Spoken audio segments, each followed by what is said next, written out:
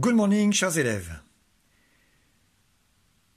Pour conclure sur le chapitre consacré à la croissance démographique, je ne pouvais pas ne pas vous parler du cas de la population chinoise, un cas très particulier comme vous allez pouvoir le voir.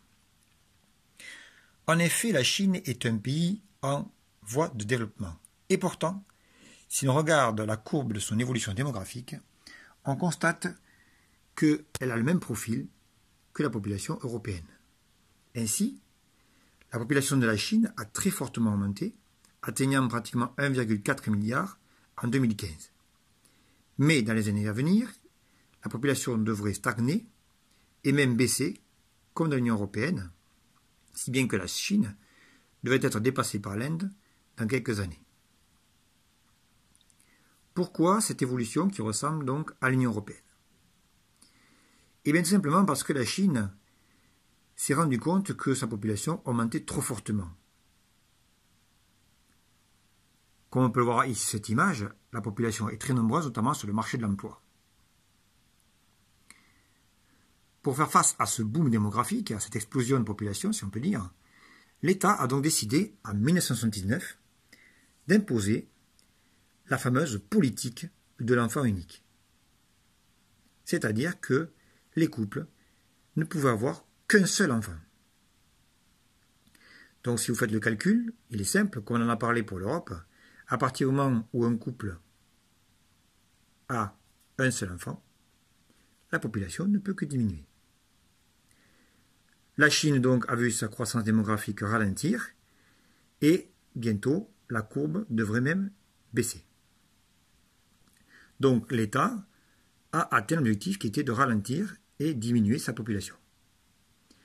Mais cette politique de l'enfant unique a eu des effets négatifs. Tout d'abord, les couples étaient contraints, forcés par de grandes sanctions, de n'avoir qu'un seul enfant. Exemple, amende ou interdiction d'accès à certains avantages.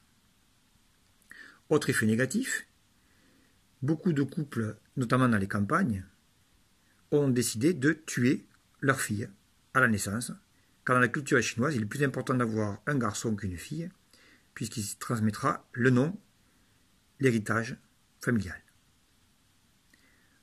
Autre effet négatif de la politique de l'enfant unique, c'est qu'aujourd'hui, la Chine se trouve confrontée au même problème qu'en Europe, à savoir le financement des retraites, puisque à lui seul, le bébé qui est né devra avoir la charge de ses parents, de ses 2 parents et de ses 4 grands-parents.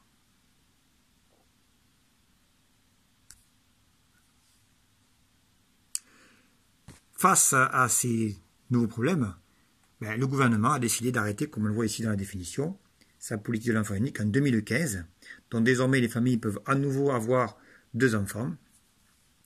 Mais pour autant, cela pose de nouveaux problèmes, en particulier la pollution de l'air, le manque d'eau dans certaines régions, et certaines inégalités se sont creusées entre Chinois, notamment entre les riches et les pauvres. Voilà donc pour ce cas très particulier de la Chine, que je vous invite à retenir. Pays en développement certes, mais dont la croissance démographique ressemble à celle de l'Union européenne, donc continent, lui, qui est développé.